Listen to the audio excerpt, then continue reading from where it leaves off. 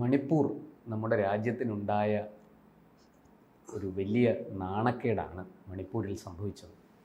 അവിടെ ഉണ്ടായ ഈ തീവ്രവാദ ആക്രമണവും ഈ വംശീയ ലഹളയും ഒക്കെ നമ്മളെ വളരെയധികം വേട്ടയാടി. അന്താരാഷ്ട്ര തലത്തിൽ തന്നെ നമുക്ക് തലയും താഴ്ത്തി നിൽക്കേണ്ട ഒരു സാഹചര്യം വരെ ഒരുക്കി.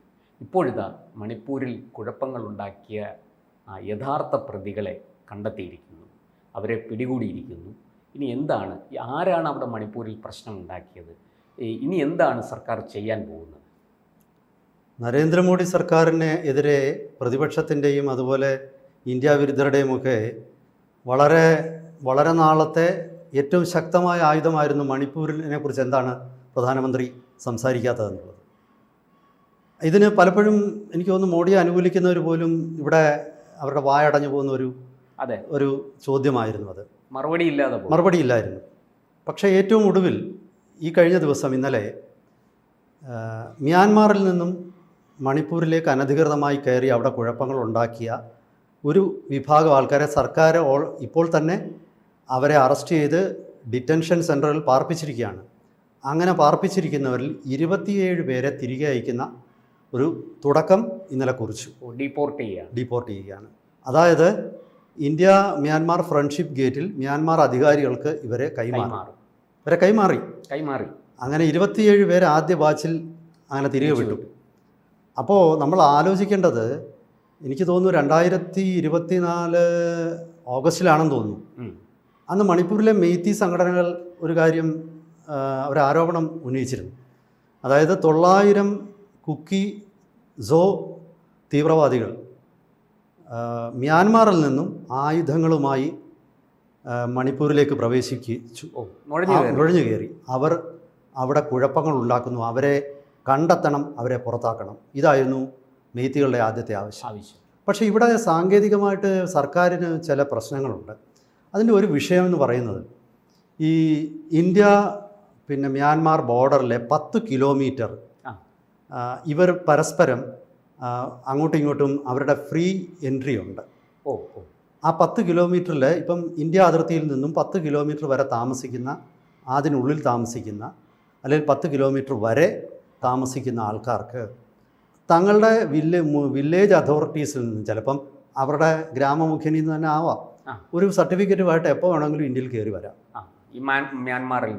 മ്യാൻമാറിൽ നിന്ന് തിരിച്ച് അവർക്ക് അതുപോലെ അങ്ങോട്ടും പോകാം. കാരണം ഇവരിൽ പലരും ബന്ധുക്കളാണ്. ഇത് ചരിത്ര അതീതമായ കാലത്ത് തൊട്ട് തുടങ്ങിയ ഒരു നീക്കമാണ്. അപ്പോൾ പെട്ടെന്ന് സർക്കാരിനെ സംബന്ധിച്ച് ഒന്നും ചെയ്യാൻ പറ്റത്തില്ല.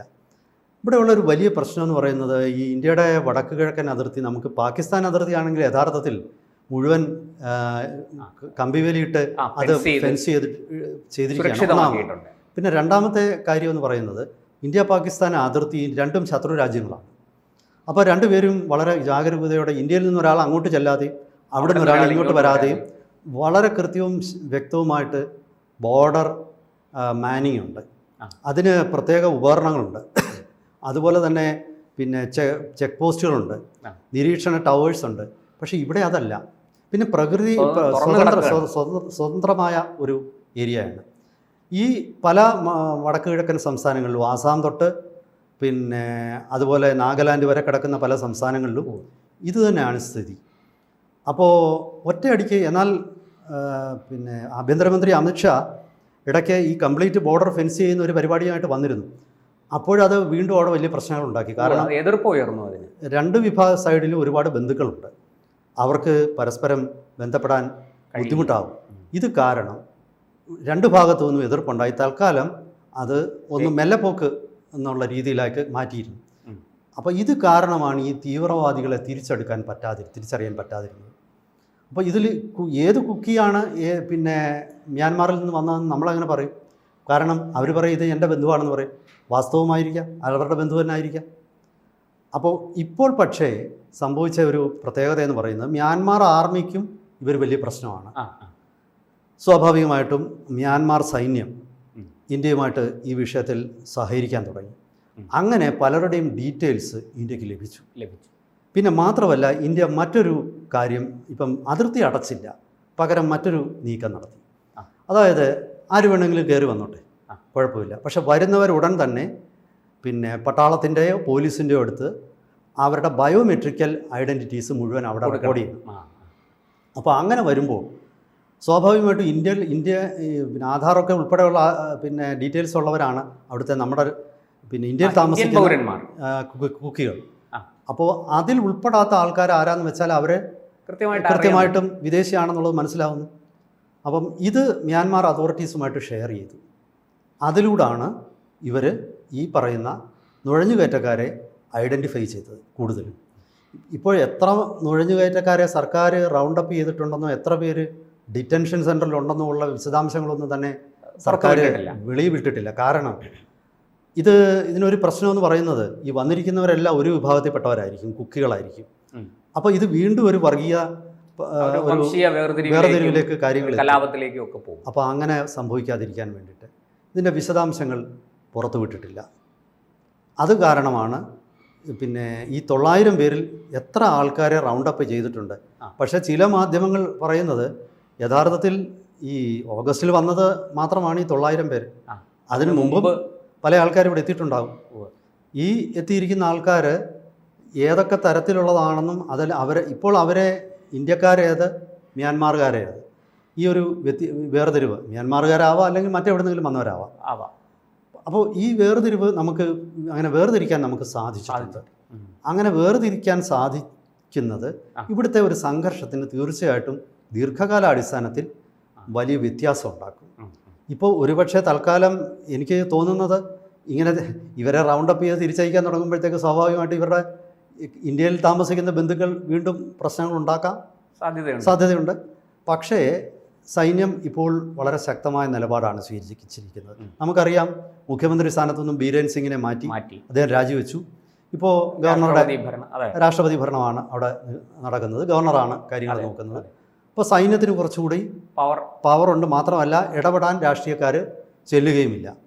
അപ്പോൾ ഇങ്ങനൊരു സാഹചര്യത്തിൽ സ്വാഭാവികമായിട്ടും ഈ റൗണ്ടിങ് പ്രക്രിയ, അതായത് കോമ്പിങ് ഓപ്പറേഷൻസ് മണിപ്പൂരിൽ നടക്കുകയും വിദേശത്തു നിന്ന് കയറി വന്ന മുഴുവൻ ആൾക്കാരെയും അവർ നമ്മൾ ഐഡൻറ്റിഫൈ ചെയ്യുകയും ചെയ്തു. ഇവരെ പുറത്താക്കിയിട്ടുണ്ടോ ഇല്ലയോ എന്നുള്ളതാണ് ഇനി അടുത്ത പ്രശ്നം. അപ്പോൾ ആദ്യം നമ്മൾ ശത്രു ആരാണെന്ന് തിരിച്ചറിയുക എന്നുള്ളതാണല്ലോ അതിൻ്റെ തുടക്കം.